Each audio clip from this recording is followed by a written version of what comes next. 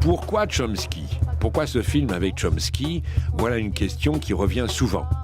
Réponse: parce que Chomsky est un intellectuel qui met le savoir non pas au service du pouvoir, mais au service du contre-pouvoir, au service de ceux qui questionnent le pouvoir et qui souvent s'opposent au pouvoir. Donc, à l'inverse de beaucoup de ces intellectuels qui ont pour fonction d'assurer l'emballage idéologique de l'ordre des choses. Mais là, attention, méfions-nous des contrefaçons. D'un côté, méfions-nous des faux prophètes qui se déguisent en rebelles pleins de compassion pour mieux nous convaincre d'accepter le monde tel qu'il est. Et d'un autre côté, méfions-nous de l'anti-intellectualisme d'un George W. Bush ou d'un Nicolas Sarkozy. Le terme même d'intellectuel est assez obscur. Ce que nous appelons intellectuels sont des gens qui ont suffisamment de ressources et de moyens pour parler en public des affaires humaines, des sujets d'intérêt général, mais ça ne veut pas dire qu'ils aient quelque chose d'intéressant à dire ou qu'ils soient plus intéressants que ce que pourrait dire le charpentier du coin. Ils ont juste des privilèges et des opportunités de s'exprimer qu'ils utilisent de différentes façons. Mais enfin, vous considérez que les intellectuels, la plupart du temps, sont là pour maintenir l'ordre.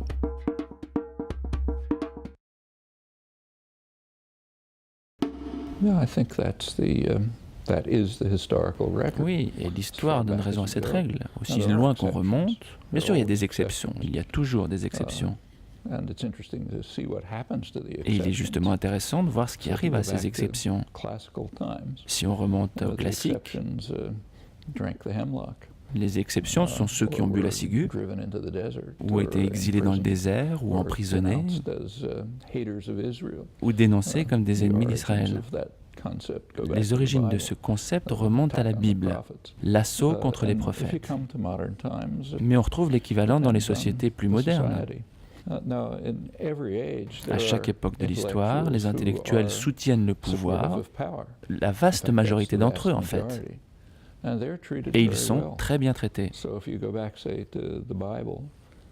Et si on remonte à l'époque de la Bible, il y avait des intellectuels qui, des siècles plus tard, ont été accusés d'être de faux prophètes. Mais à l'époque, ces courtisans étaient très bien traités.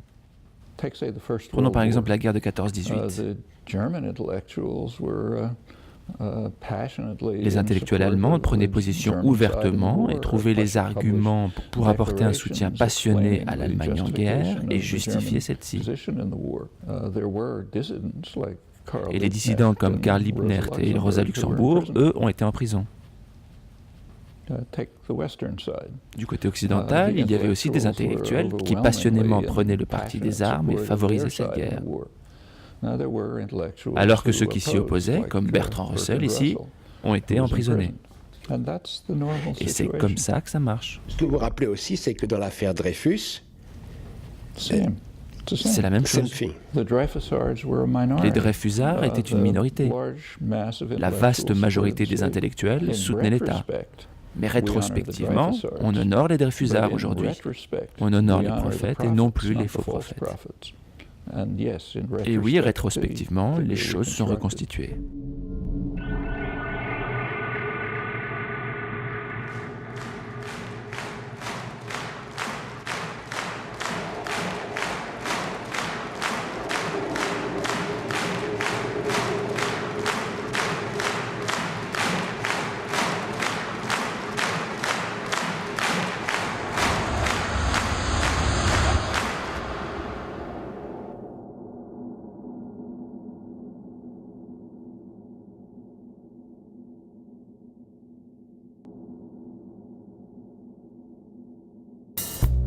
Souvent, Noam Chomsky affirme que les élites sont plus faciles à endoctriner que les gens ordinaires.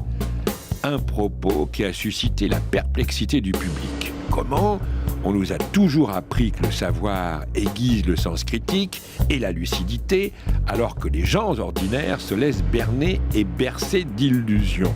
Certes, mais la question est de savoir à qui profite le savoir. Take the United States, I know better. Prenons le cas des États-Unis que je connais le mieux. Pendant la guerre du Vietnam, une culture de l'opposition s'est développée sur de longues années. Mais parmi les intellectuels, les critiques ont été très limitées. Et ces critiques disaient « Cette guerre est une erreur, elle nous coûte trop cher, et nous n'arriverons pas à nos nobles fins, et donc nous ferions mieux de nous retirer. » Voilà comment les intellectuels formulaient leur opposition. Il est donc intéressant de comparer cette critique essentielle, portée par les intellectuels mainstream de gauche, avec la position de la population. Dans l'opinion publique, à peu près 70% des gens disaient « Cette guerre n'est pas une erreur, elle est juste fondamentalement et intrinsèquement immorale ». Et ça, c'est l'opinion des masses que l'on retrouve rarement chez les intellectuels.